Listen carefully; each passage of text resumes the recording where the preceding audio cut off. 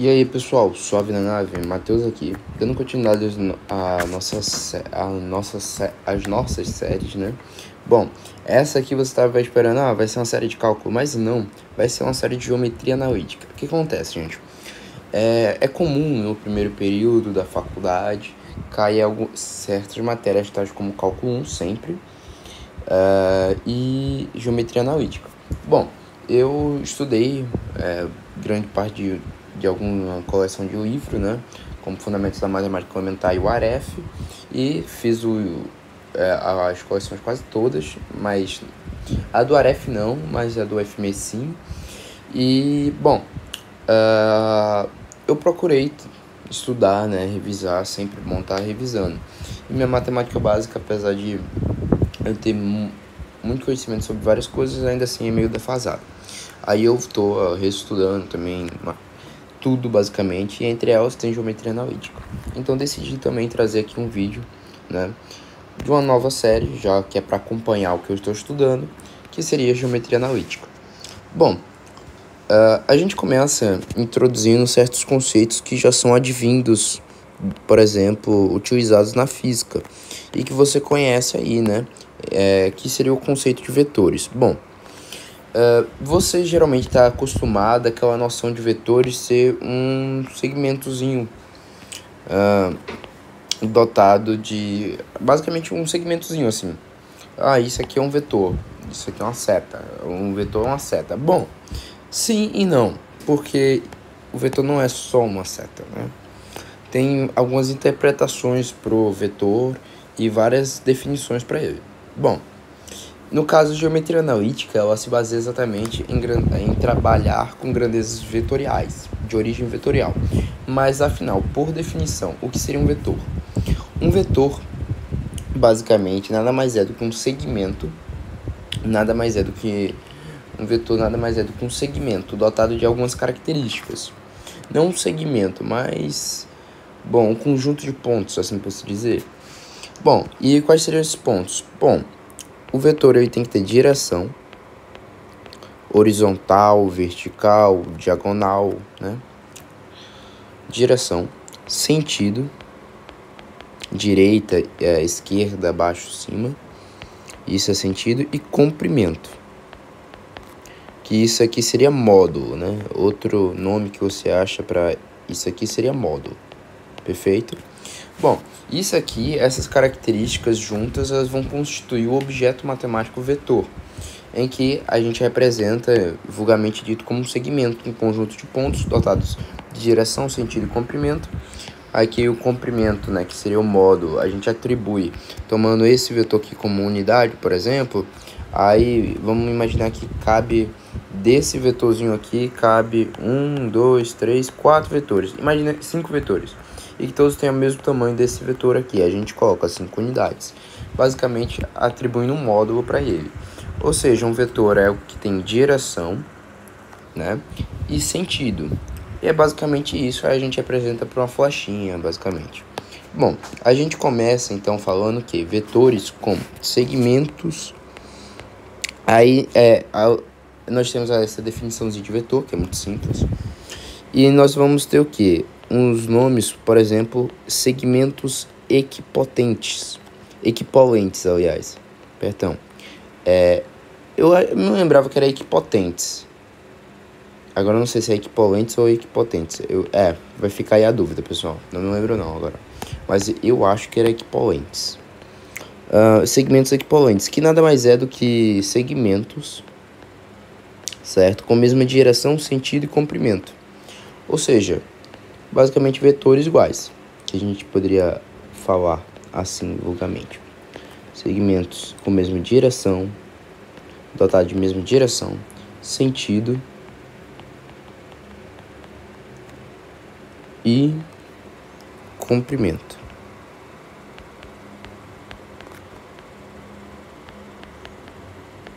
Perfeito?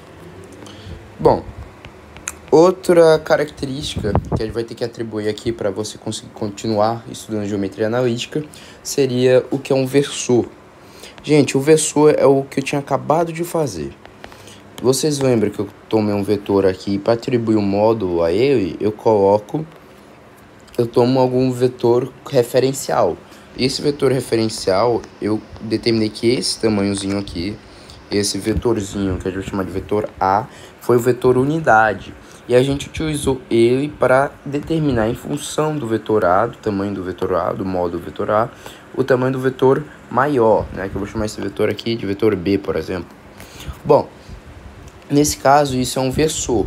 Um versor nada mais é do que um vetor unitário. Mas nesse caso aqui, a gente geralmente fala que o versor, por ser um vetor unitário, é que mede uma unidade. Ou seja, a gente pode falar que A é o versor do vetor B e que mede uma unidade. Basicamente isso, perfeito. Então, o versor é todo vetor unitário. Perfeito. É um vetor unitário. E aqui a gente consegue dando continuidade, né, a essa ideia de vetor. Bom, a gente teria o quê? Obviamente aqui você tem que ter alguns conceitos, que eu estou dando geometria analítica como você já tivesse estudado o básico do básico de vetores, certo? Ou seja, você sabe um pouquinho sobre vetor, sobre geometria mesmo, né, que seria basicamente isso. E aqui eu estou dando de forma discorrida, geometria analítica, né, no caso. Bom, o próximo assunto que vem a ser tratado é vetores no R2 barra R3, porque as regras do R3 vai valer para o R2. E o que seriam esses vetores no R2, R3? Como assim? Gente, isso aqui basicamente eu estou definindo o que? Todo vetor que a gente escreve aqui, por exemplo, a gente pode inserir esse vetor em um plano cartesiano de ordenadas x e y, né? Aqui está o meu plano cartesiano. E bom, então esse vetor ele se encontra então com duas dimensões, uma na vertical e outra na horizontal, certo? Ou seja, eu posso pegar qualquer vetor e posso decompor esse vetor em vetores. Por exemplo, eu tenho esse vetor V aqui. Perfeito?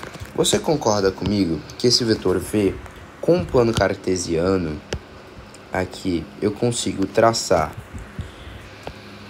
uma linha vertical, a altura desse triângulozinho aqui, consigo formar, entre aspas, não um quadrado, mas um retângulo, certo?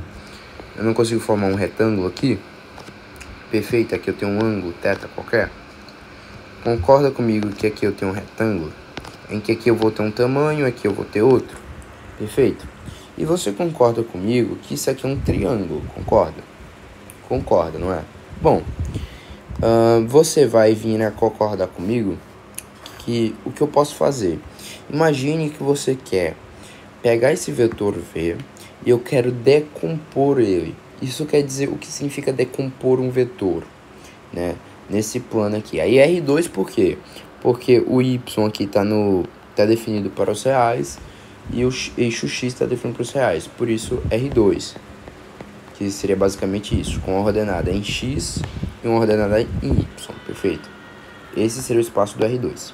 E o R3 você imagina então que tem que ter outra consideração, outra reta aqui. E isso aqui é exatamente o R3, que é basicamente três espaços, que são as dimensões x, y, z, que basicamente seriam então, que se isso aqui é um espaço 2D, seria um espaço 3D, né, de 3 dimensões, que você considera 3 dimensões, para aquele vetor, perfeito?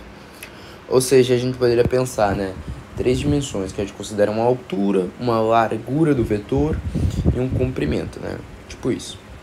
Bom, imagine então que, bora só pensar aqui no vetor R2, perfeito, por enquanto. O que acontece? Esse vetor V, você considera comigo que imagine que eu quero decompor. Isso quer dizer o quê? Eu quero pegar esse vetor V e eu quero criar dois outros vetores de tal forma que a soma deles resulte no vetor V. Isso é decompor o vetor V. Ou seja, observe que esse tamanho do vetor aqui que está como comprimento do meu retângulo, que na verdade nada mais é do que a base desse triângulo retângulo, observe que eu posso chamar ele de vetor V1. Ele tem um segmento, um tamanho vetor V1. E aqui um vetor V2. Onde o que acontece, gente? Esse vetor V2 aqui, imagine o que? Eu quero achar dois outros vetores que a soma deles resulte no vetor V. Não é isso que eu quero? Bom, então bastaria eu falar que o vetor V1 mais o vetor V2 resulta no vetor V. Porém, observe que eu sempre posso aumentar o meu vetor V, o que aumenta então o vetor V1 e o vetor V2. Imagine, por exemplo, que eu aumento o meu vetor V, eu coloco mais um vetor V. Então, observe que esse comprimento teria que aumentar em mais um vetor V1. Concorda comigo? Basicamente, eu estou ampliando o tamanho desse triângulo. E aqui aumentar um vetor V2, se eu aumento um vetor V proporcional. Então, teria 2V1, 2V2. Perfeito, resultando nesse vetor maior, 2V. Então, observe que eu sempre posso colocar o vetor V em função desse meu vetor V1. Porém, se eu aumentar um vetor V qualquer, aumenta-se em A vezes o vetor V1, em B vezes o vetor V2. Perfeito? Não necessariamente, pelo tamanho do vetor V2 e V1 não ser necessariamente igual, já que é um retângulo, perfeito? Então, não necessariamente eu vou aumentar em quantidades iguais de vezes para manter a proporção da soma ser o vetor V. Perfeito? Então, é basicamente isso que seria decompor um vetor. Aí, como a gente pode escrever isso, ó? Decomposição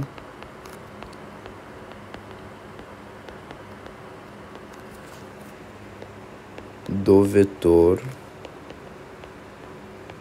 no plano. Nesse caso, o plano que eu estou trabalhando aqui é o R2, perfeito? Dado dois vetores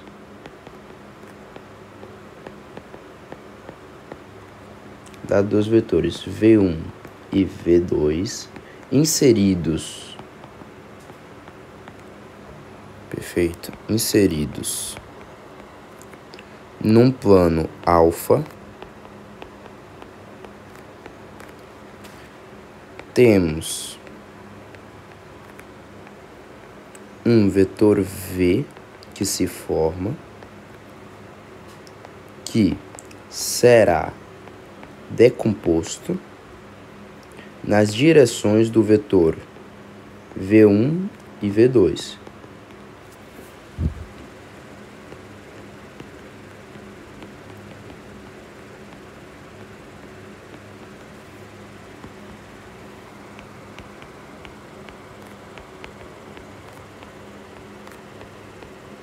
Perfeito? Logo, o vetor V é igual a A vezes o vetor V1, que é o seu coeficiente real, perfeito, e B vezes o vetor V2. Isso aqui é o vetor V. Bom, há outras formas que a gente pode, então, mostrar esse vetor V, certo? A gente pode colocar, por exemplo, a expressão analítica de um vetor. Bom, calma aí, pessoal. Muita calma nessa hora. Que eu quero pensar em um negócio aqui para mostrar para vocês. Não, a gente pode falar depois. Deixa assim no R2 mesmo. Bom, há outra forma da gente representar esse vetor V, que é em função dos coeficientes aqui, A e B, que seria basicamente os coeficientes reais do meu vetor V, né? Ou seja, outra forma de representar aqui é pelos coeficientes que estão aqui multiplicando meu vetor V1 e meu vetor V2, perfeito?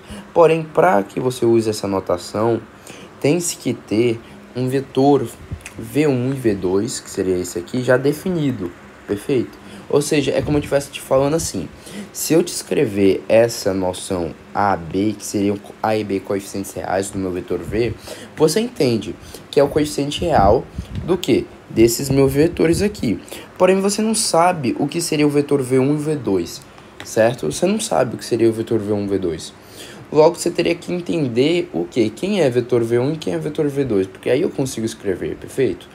Então, é exatamente isso. Eu teria que te falar quais seriam esses vetores.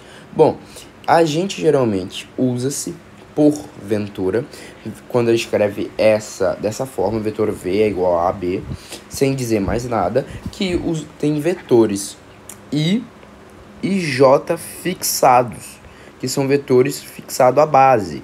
Ou seja, a gente poderia escrever assim também, da mesma forma, que seria o que? A base. Como assim a base?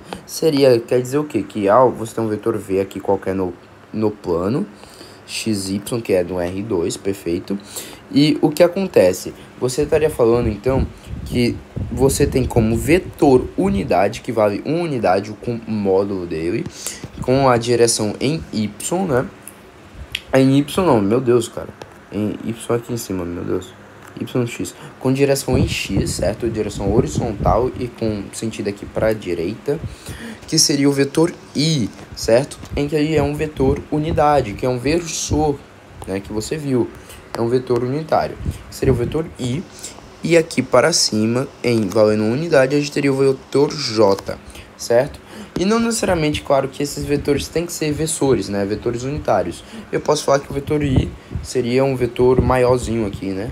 Mas, geralmente a gente usa, assim, então, esses vetores aí, a representação dos vetores, dizendo que eu tenho um vetor para a direita e um vetor J para cima, que quer dizer que esses vetores, qualquer vetor maior que A, por exemplo, vai ser dado em referência ao vetor I, ao tamanho do vetor I e tamanho do vetor J, perfeito? Se o vetor I tiver uma unidade, então esse A, por exemplo, 1, 2, 3, mais ou menos 3 unidades em relação ao vetor I, perfeito?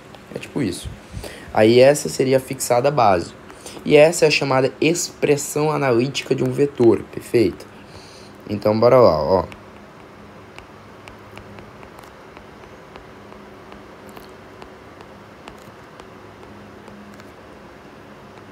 Expressão analítica de um vetor. E antes que vocês me perguntem, né? O livro que eu estou usando aqui para a base teórica é de George não sei o que, esse livro aqui, que eu uso como minha base teórica. Eu esqueci o nome, sério mesmo. Mas enfim. Mas aqui eu só tô escrevendo realmente, tipo, né? Enfim, do enfim, né? Bora lá. Aí o que acontece? Ora, fixado então a base, que é exatamente esses vetores I e J, já que estamos trabalhando com o espaço R2, fica estabelecido uma correspondência bionívoca, ou seja, fica estabelecido que uma correspondência bionívoca nada mais é do que uma função, né? Nada mais é do que uma função. No caso, fica correspondido o quê?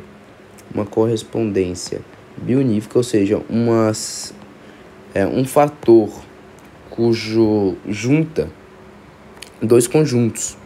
Que no caso, esse fator seria o quê? Seria o vetor necessário que eu precisaria ir para definir um vetor maior e os coeficientes dele. Entre os vetores do plano, perfeito?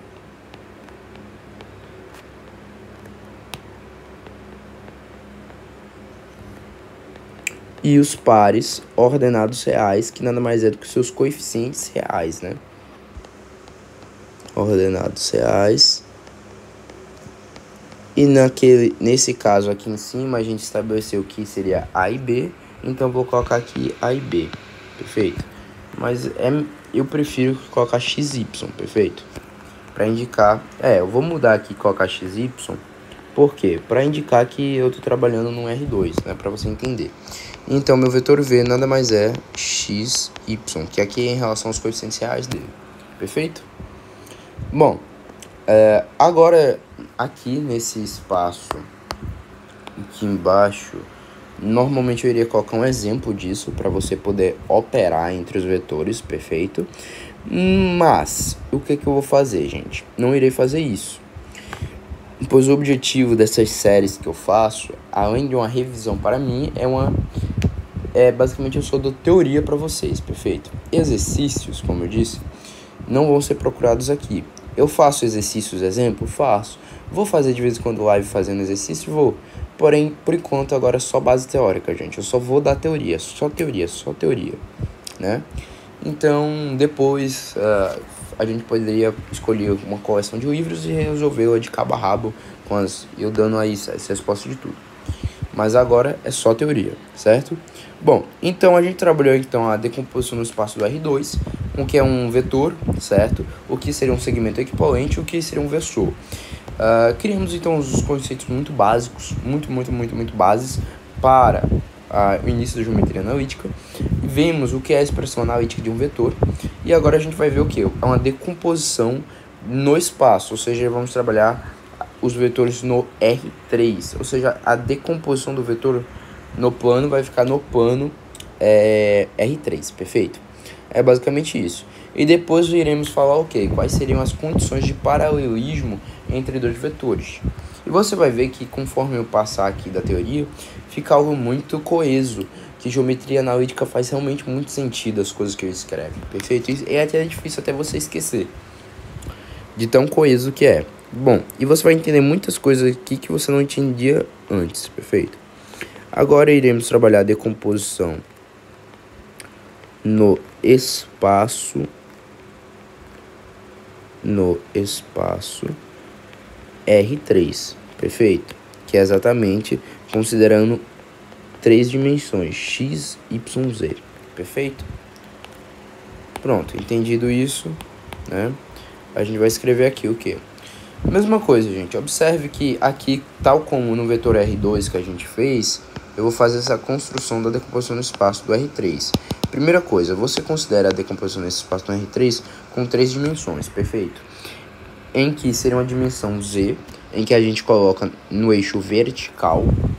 Pode ser que se aparente possa estar nesse eixo, porém geralmente a gente considera essa altura do meu vetor no eixo vertical ali Z, e a gente considera o que? Que isso aqui nada mais seria do que o eixo, deixa eu ver se eu consigo fazer um pouquinho mais bonito, colocar pra lá, não colocar pra cá, ó.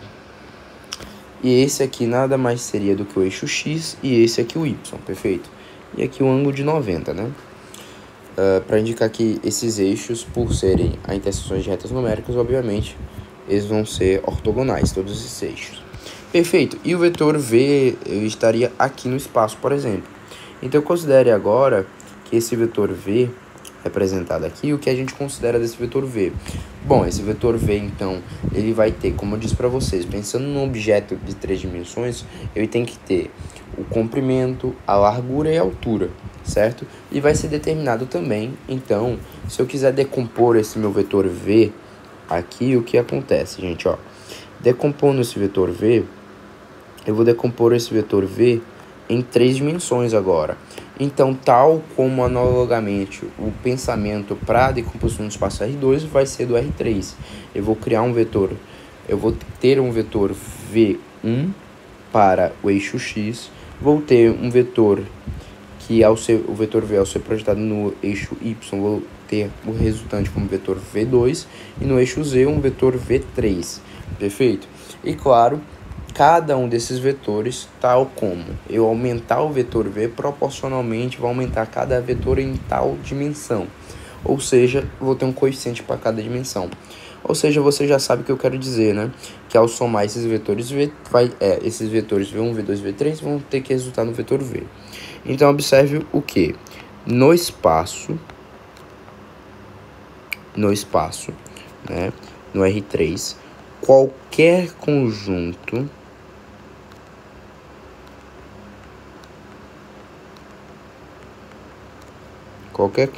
de vetores V1, V2 e V3, certo?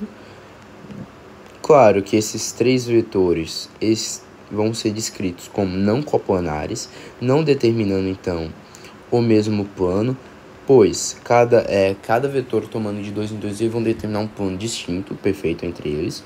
Então, não coplanares, perfeito, já que são ortogonais entre si. 3 vetores não coplanares, eu coloquei coplanares aqui. não coplanares, certo? É uma base, certo? E, de forma análoga à anterior vista,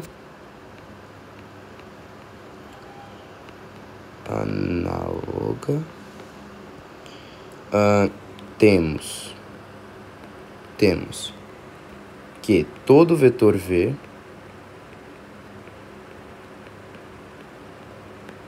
é... Eu vou deixar assim, todo vetor V é... não, tem que se concluir, né? Todo vetor V do espaço é uma combinação linear A1, é uma combinação... Opa, isso aqui era de cálculo, né? Quando a gente tava ensinando aqui. É uma combinação...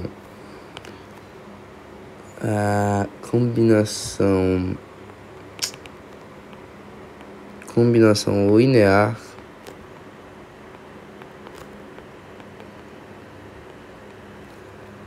A1, A2, A3, perfeito? Ou seja, isto é, todo vetor V é coeficiente A, V1, B, V2, mais C, vetor V3, perfeito? E claro, a gente consegue fazer a expressão analítica de cada uma dessas coisas. Fixado os vetores base, a gente pode colocar então o vetor V em função dos seus coeficientes reais, ou colocar os vetores bases, isso é sua base. E agora o K seria então o vetor relativo ao Z, perfeito? E essa seria a expressão analítica do vetor no espaço R3. Obviamente, se você considerar que CV3 é igual a zero, nós temos que o vetor V do espaço vai ser reduzido ao vetor V do espaço do R2. Ou seja, todas as regras do R3 vão valer para o R2, perfeito, pessoal? Tem que lembrar disso, para facilitar a nossa vida também. Perfeito? Agora, dado tudo isso aqui, a gente consegue falar, por exemplo, o que seriam dois vetores, o que seria a condição para que dois vetores sejam paralelos. E melhor ainda, pessoal, entendendo que seriam, já que dois vetores, eles são todos objeto matemático, que é representado, a gente representa por essa setinha, né? Mas é todo objeto matemático que possui essas três características próprias. Comprimento, né, que seria o módulo ali da coisa, direção e sentido. A gente consegue então saber também que um segmento de reta, por exemplo, ele é atribuído a um módulo, a ele, esse segmento de reta, perfeito. Ele não tem uma direção, ou seja, não é um vetor, um segmento de reta é o que distingue do vetor, e o segmento de reta não tem um sentido, perfeito? Mas o que a gente entende? Se um vetor a gente consegue representar como um conjunto de pontos dotados de todas essas características, constituindo um objeto matemático vetor, então o segmento de reta, se eu limito o que é a definição de um vetor, eu formo um segmento de reta. Ou seja, essa condição de paralelismo entre dois vetores que eu vou falar aqui, vai servir também para um pensamento de segmentos de reta. Ou seja, geometria analítica, né? É algo muito coeso, é algo que faz muito sentido, que é aplicável em muitos casos, perfeito?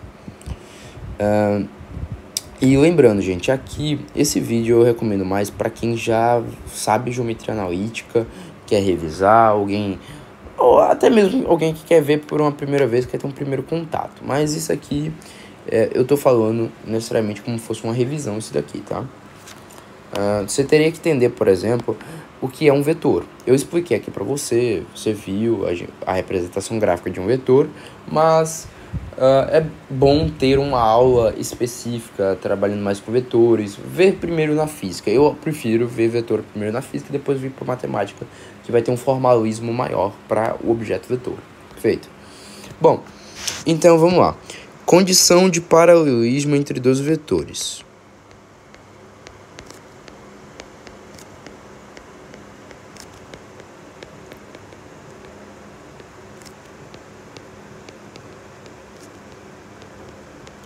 Escrever aqui.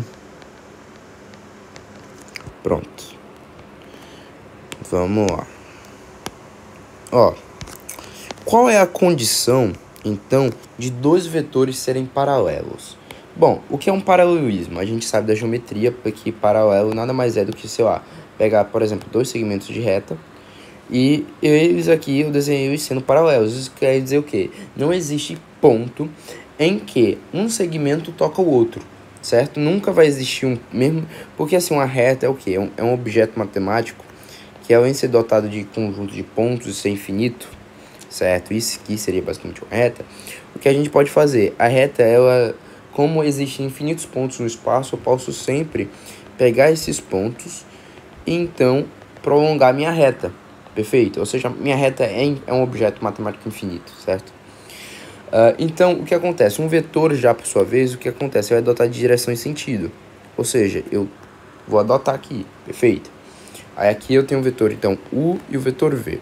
O que faria, então, os dois vetores serem paralelos? Quer dizer que esses vetores nunca vão se tocar, perfeito? Eles não têm pontos de interseção. Beleza, entendi, esses vetores são paralelos. Mas e aí? E o que eu vou fazer com essa informação? Gente, observe. O vetor V, aqui a gente observa graficamente, visualmente, que o vetor V ele é necessariamente maior aqui do vetor U. Pelo menos um pouquinho, perfeito? Então, olha só o que eu vou fazer, gente. Você concorda comigo que se esses dois vetores são paralelos, eu consigo aqui conectar, né, assim mais ou menos esses vetores, concorda? Então, você concorda que se esses dois vetores são paralelos, eu consigo projetar o vetor U em relação ao vetor V, de tal forma que mais ou menos esse aqui seria o vetor U, perfeito? Tendo a mesma direção, sentido? Sim, Matheus. Perfeito. Por quê? Porque esses vetores, então, eu poderia colocar aqui um vetor ser paralelo ao outro, ter um coeficiente tal que, ao multiplicar esse coeficiente, esse número real, eu consigo transformar um vetor U no vetor V. E por que isso acontece? Gente, observe. O vetor U é esse tamanho desse vetor aqui, concorda comigo? E o vetor V é isso aqui tudo. Perfeito? Então, você concorda comigo que multiplicando por algum número, eu consigo... Isso aí mudando, porque mudando o comprimento, o modo do tamanho do vetor, eu consigo encaixar perfeitamente o vetor U no vetor V. Então é isso, gente. A condição de dois vetores serem paralelos é esses vetores terem um coeficiente tal que, ao multiplicar esse vetor, vou alterar o modo, que seria o tamanho desse vetor, e esse outro vetor vai encaixar perfeitamente no que eu tenho. Bom, então, se dois vetores... Aí a gente vai fazer a representação gráfica assumindo que eles estão com bases fixas, certo? Base de JK.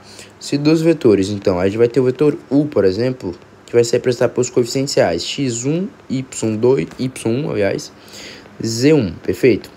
E um vetor V, por exemplo, x2, y2, z2, em que esses coeficientes aqui são diferentes, claro.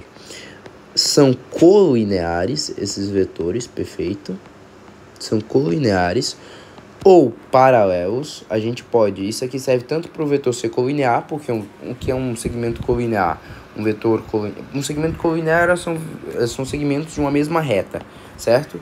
Bom, e o vetor é uma condição mais ampla de uma reta. Então, sim, seriam colineares ao projetar um vetor no outro, né, tal como eu falei, ou paralelos, que seriam esses vetores que a gente fez, ou paralelos. Existe um K tal que, ao pegar esse K e multiplicar pelo vetor V, por exemplo, eu resulto exatamente no meu vetor U. O que isso equivale a dizer? Bom, eu posso fazer uma representação gráfica agora, já que está fixada as bases dos vetores de JK definidos no espaço R3, eu posso então falar o quê? Que o vetor U, eu posso relacionar os coeficientes reais dele.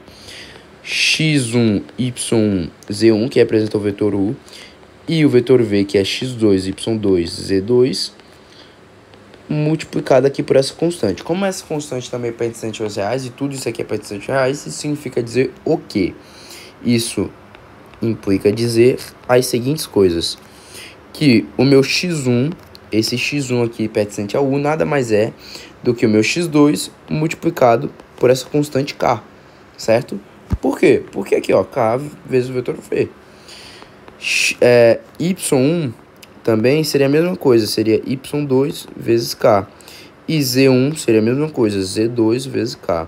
E isso tudo eu posso colocar em função de K, essa constante de proporção, e falar então que fica estabelecida a razão x1 sobre x2, pois se eu dividir por x2 eu tenho que é o valor de K aqui, tenho que é o valor de K em y1 sobre y2 e z1 sobre z2, perfeito? E aqui a gente tem então a condição de paralelismo entre dois vetores. Perfeito? Aí você fala, isso aqui você só aplicar, gente. Só usar a matemática que a gente está acostumado, certo? Só usar a álgebra e você sai das respostas disso daqui tudo. Perfeito? Aí vem alguns exercícios aí, padrões. Pronto, aí uma coisa que eu teria que falar aqui, que serviria para exercício. Bom, seria o quê? Não precisa falar disso aqui não, deixa pra lá. Era uma coisa aqui de exercício, mas como eu disse, o vídeo vai ser full teórico, então, enfim. Bom, determinado essas coisas aqui, vetores no R2, R3, decomposição vetorial no R3, expressão analítica de um vetor, condição de paralelismo entre dois vetores, barra condição de colinearidade, a gente vai agora fazer o quê? O que acontece, gente? No caso aqui eu teria que determinar para vocês como se adiciona dois vetores, ou seja, propriedades básicas, né? Bom, gente, para adicionar dois vetores, deixa eu colocar aqui não é propriedades, mas a gente poderia falar operações. Vamos falar assim, operações. Operações, gente. Para adicionar, para adicionar dois vetores, basta você, literalmente, dado fixado suas bases, você vai somar os seus coeficientes reais, perfeito? Esse aqui é o básico de vetores. Por exemplo, vetor A. Aqui eu vou dar um exemplo no espaço R3, já que é o mais amplo. X, Y, Z. Vetor B é representado pelos coeficientes reais. X2, Y2, Z2. Eu somar o vetor soma, nada mais é do que eu pegar X mais X2, Y mais Y2, vírgula, Z mais Z2. Isso aqui seria o vetor soma, perfeito? Vetor de diferença, mesma coisa, ou seja, vale para os dois. Perfeito? Perfeito para vocês? Bom, isso aqui, beleza, a gente sabe.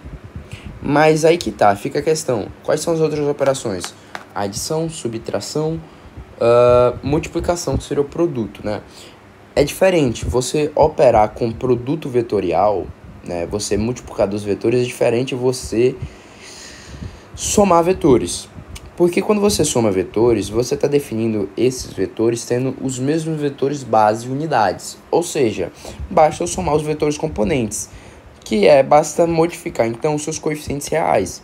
O que eu estou querendo dizer aqui para vocês é o que? Se eu tenho um espaço, eu tenho um vetor V, certo? Eu tenho um espaço e eu tenho outro vetor aqui, que vai ser o vetor, sei lá, o vetor A e o vetor B. Que é o vetor A, que é o vetor B.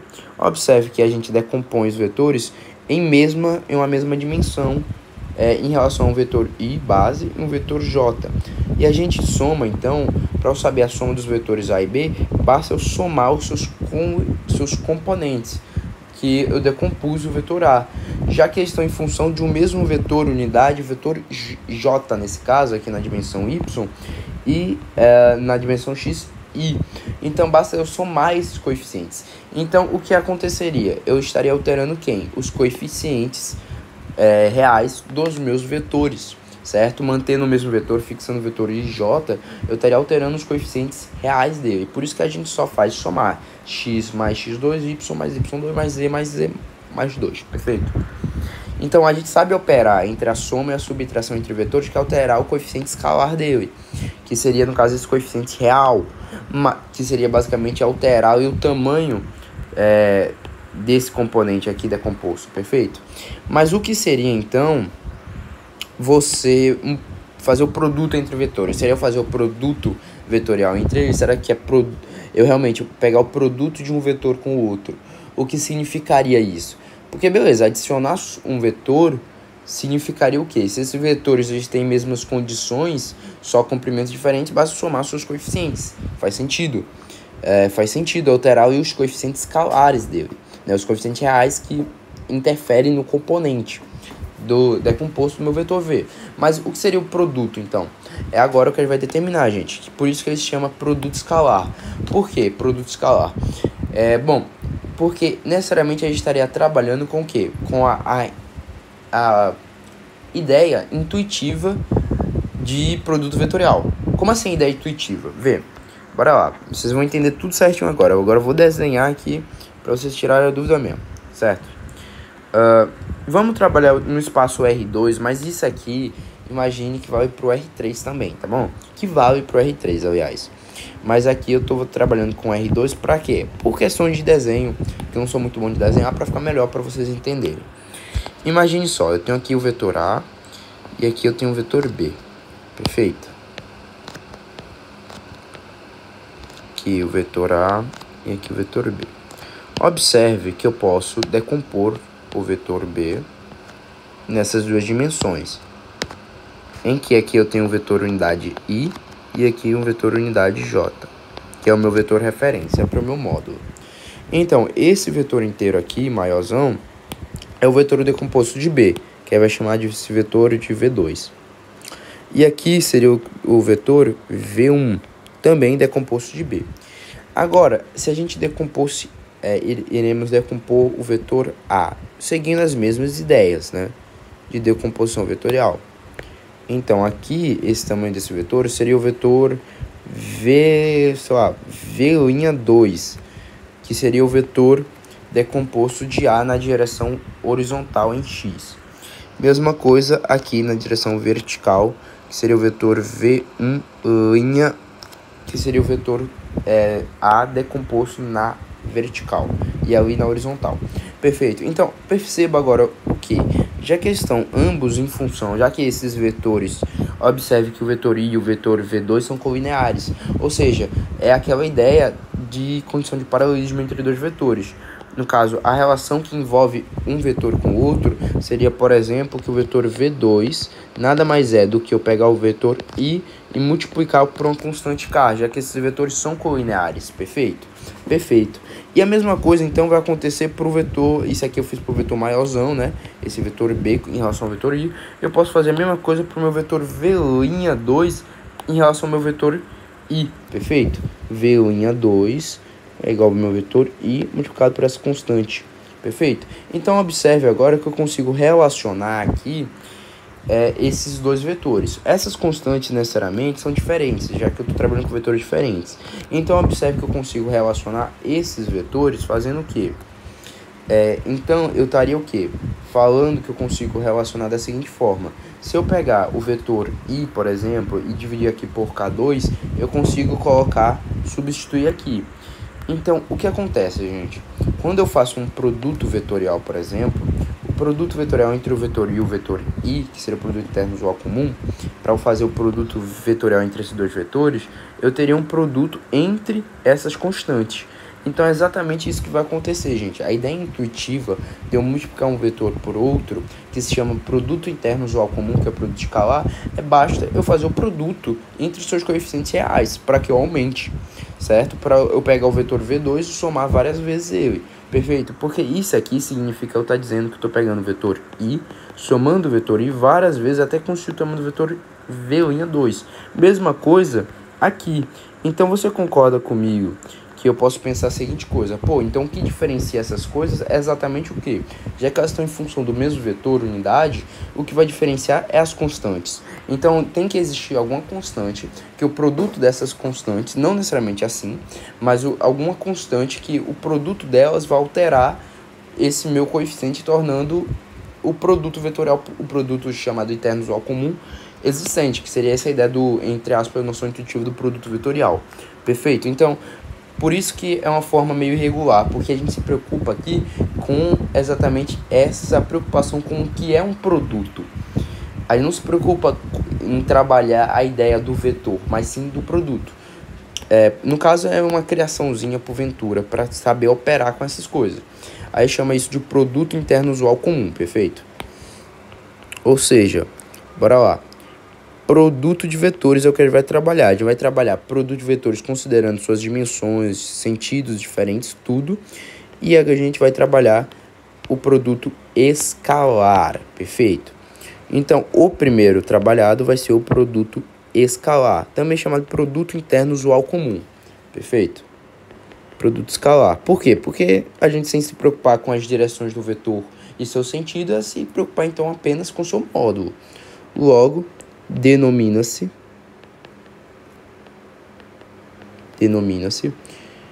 o produto escalar. Deixa eu ver quanto tempo tá a gravação. 45 minutos, meu Deus.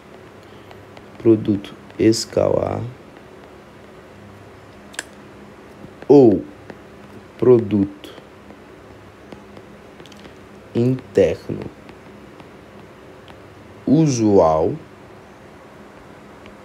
produto interno usual de dois vetores quaisquer. Aí a gente vai criar vetores quaisquer. Bom, a gente está trabalhando com IV geralmente, né? Então o vetor U, que a gente vai representar pelo espaço do R3, perfeito? X1i. Como assim X1i? É coeficiente real e o vetor unidade, o vetor naquela direção que eu estou considerando, certo? Pro U. Beleza, sim, entendi. Mas aqui é Y1, aí o vetor J, que é que a gente considera ali, né, na vertical, que na verdade, como eu estou considerando o R3, ele está exatamente assim, perfeito? E aqui seria o R3, certo? E um vetor K, que está na vertical, que seria aqui, está na mesma direção, esse vetor K do meu espaço Z, perfeito? E o vetor V, aí o que vai diferenciar eles é exatamente os vetores, os coeficientes reais, né? Z2K. Então, I, vírgula, I, se representa o produto interno usual comum como, lembre-se desses símbolos, viu? Essa bolinha aqui no meio significa produto interno usual comum, que é exatamente como eu estivesse fazendo A vezes B, perfeito? Isso aqui é produto interno usual comum, aí aqui tá os vetores e você entende que isso. Então seria x1, x2, que seria o produto aqui, ó, na direção x, como eu disse, y1, y2 e z1, z2, perfeito? Até aqui faz muito sentido, né? E também é indicado, outra forma de você escrever isso é assim, ó, perfeito? Aqui é vírgula, na verdade. A gente indica o produto interno usual comum assim também. No caso, assim, ó. A gente pode indicar assim, sem esse ponto, né, na verdade. Isso aqui é produto interno usual comum, tá? 1,V. Isso aqui é produto interno usual comum, tá? Que é fazer esse produto daqui. Até aí, tudo bem? Tudo bem. Produto escalar. Beleza, tranquilo. Entendi. Ou seja, basicamente, se eu ter um vetor A, um vetor B, basicamente eu multiplicar os coeficientes reais deles. Sim, perfeito. Aí agora, já que a gente está trabalhando com isso, antes da gente ir para produto vetorial mesmo, considerando todas as características, né, de um vetor, a gente tem que trabalhar muitas coisas antes que são necessárias para a gente definir esse produto vetorial, certo? Então, o próximo vídeo seria o quê? Seria o que é um módulo de um vetor. Geralmente você vê, gente, como eu disse, geralmente você vê geometria analítica aí, um pouquinho depois de você ver, por exemplo, eu não sei, eu não tenho certeza, mas você tem que ter visto, né, matrizes determinantes para você poder operar aqui na geometria analítica, a própria geometria, tem uma álgebra boa, e claro, você tem que ter o conhecimento também, além de funções, para estar acostumado com plano cartesiano em conjuntos. Creio eu, posso estar errado, você vê números complexos. E no número complexo existe um módulo de um vetor, que é a norma, né, que a gente diz. Então, você já fica mais acostumado com certos termos, com certas com certas coisas que vão ser postas aqui, certo? Bom, essa é a primeira parte do vídeo de geometria analítica, eu vou terminar por aqui. Terminando aqui, eu já emendo e vou gravar o outro vídeo, que é a parte 2, em que a gente vai trabalhar com o módulo de um vetor, versor de um vetor, distância entre dois pontos, certo? Que você vai ver aqui, que nada mais é que besteira, ângulo de dois vetores, condição de ortogonalidade em dois vetores, ângulos diretores, cosseno diretores de um vetor, como projetar um vetor, né? Essa é a ideia de projeção que eu estou falando aqui. E depois a gente vai trabalhar com produto vetorial, vai chegar em finalmente produto vetorial. Então, primeira parte do vídeo encerrada, geometria analítica, parte 1 dada, introdução, indo aí até produto vetores, perfeito?